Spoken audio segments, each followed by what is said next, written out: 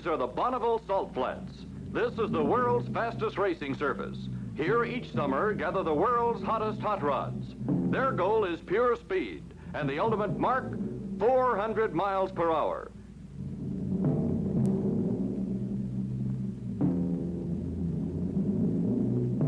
In recent years, a young American named Mickey Thompson has become the most talked about man in speed history.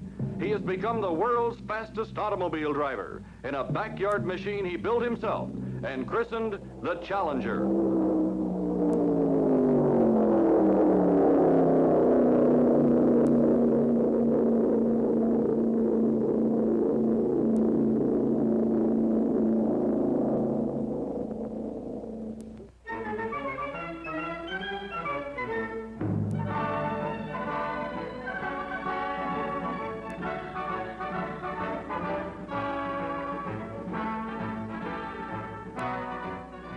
The Bonneville Salt Flats lie some 120 miles west of Utah's Salt Lake City. The speed-minded know it well, none so well as Marion Mickey Thompson, who has been competing in different speed classes on the Salt for the past 11 years. His ultimate goal has been the magic 400 mile per hour mark, reached by England's John Cobb in 1947. Thompson has built the Challenger with that 400 mile per hour goal in mind. His 1960 appearance on the Salt attracted a great deal of attention in the speed world. Thompson is a 32-year-old master mechanic from El Monte, California. He has competed in every form of automobile racing. Thompson's crew has been hand-picked.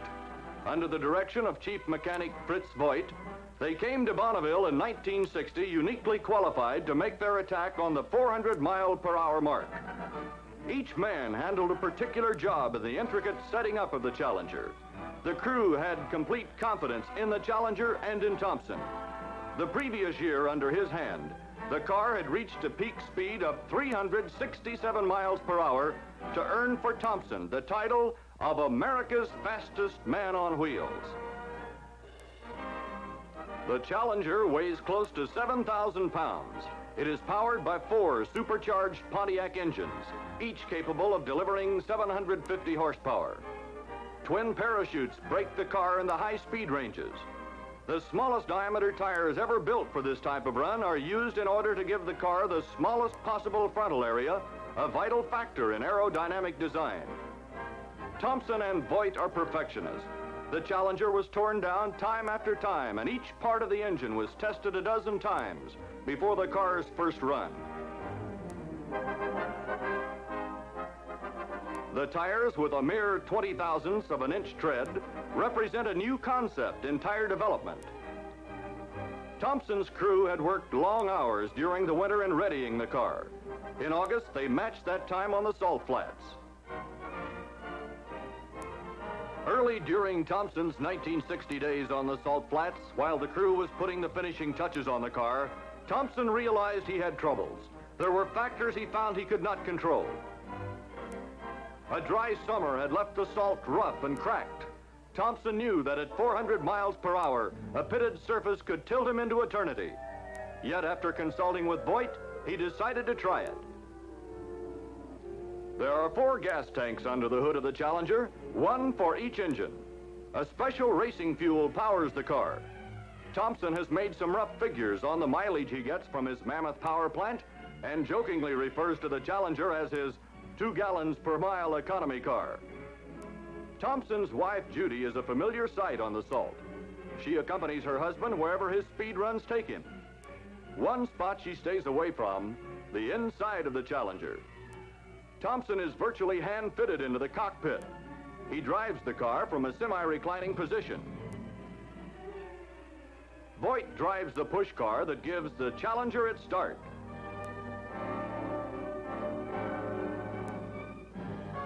The Bonneville course is 11 miles long, and in the 5th mile, Thompson hopes to hit his peak speed. Electronic timing devices record his entry and departure through the measured mile to determine an average speed.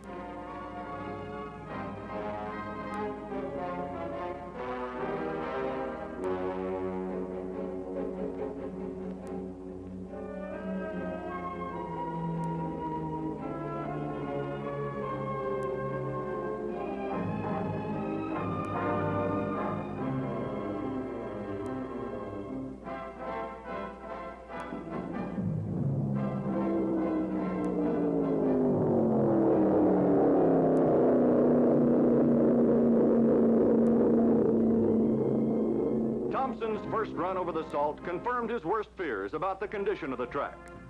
The trip was a nightmare for the gutty Californian. The Challenger has no suspension system, and each crack in the salt assumes gigantic proportions.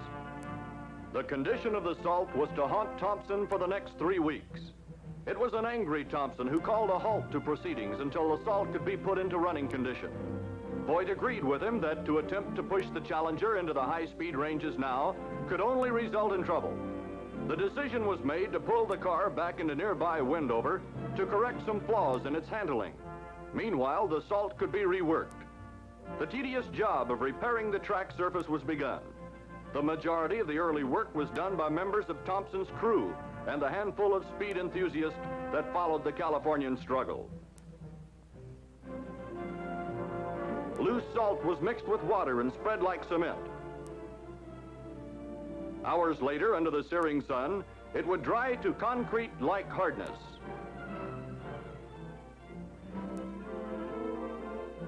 The Utah State Highway Commission moved in to help with a specially constructed drag rail.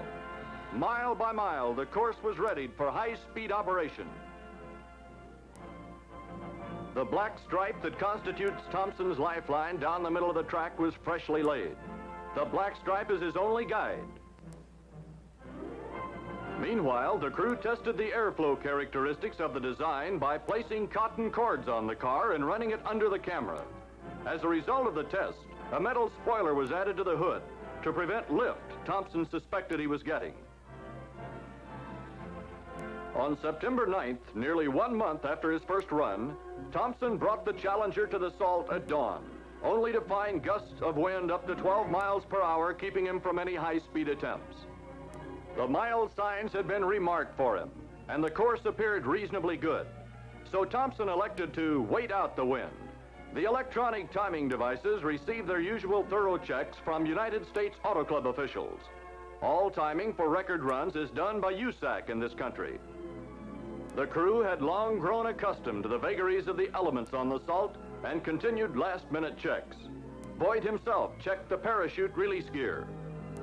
The chute that brakes Thompson when he is running at speed is triggered from within the cockpit.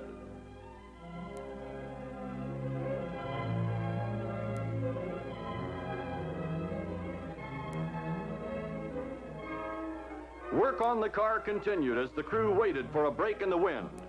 Gusts over 5 miles per hour are unsafe for ultra-high-speed runs. Bearings are checked closely both before and after every run. Between runs, they are packed in ice to lessen the effects of the torturous high-speed punishment they absorb. Voigt's practice is to check the tires while inspecting the bearings. A further check is made by rubber company engineers. At 9:30 that morning, Chief Stewart Petrelli called Thompson to the middle of the course. He pointed out to the California speedster that the wind had dropped below the danger point. Each of the phones located at the mile markers throughout the 11-mile course had reported all clear. Thompson elected to run. Thompson was to run from the southwest end of the course. Judy and Voigt were on hand to give him the assistance he needs to enter the coffin-like cockpit.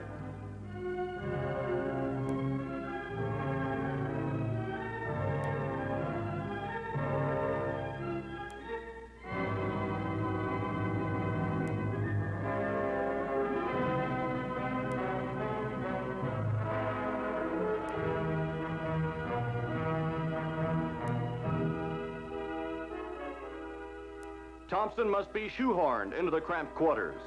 His leather suit, worn as a protection against fire, causes the perspiration to run freely once the top clicks shut on Thompson.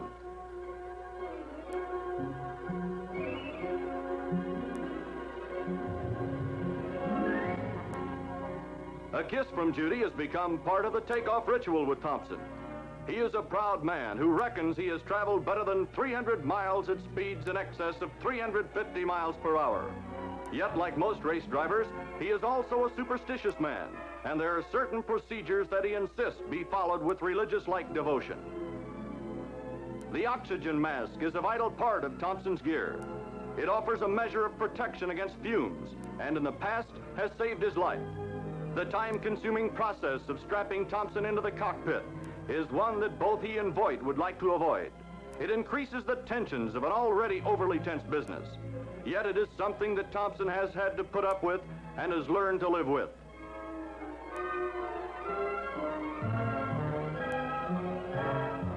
It is when the cockpit clicks shut that Thompson's lonely vigil begins. The decision to tromp on the accelerator or to turn down the Challenger's power plant must be made before he reaches the 5th or measured mile.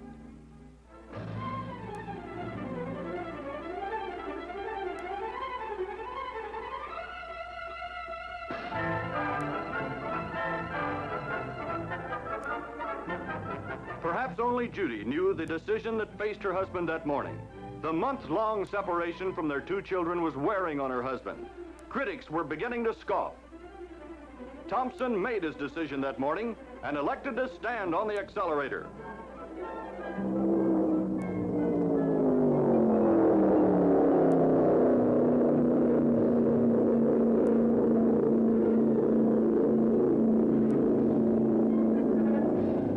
The decision really is a monument of sorts to an American hot rodder's ingenuity and determination. The sleek, streamlined Challenger roared through the measured mile at 406.6 miles per hour and earned for Thompson the title of the world's fastest automotive driver.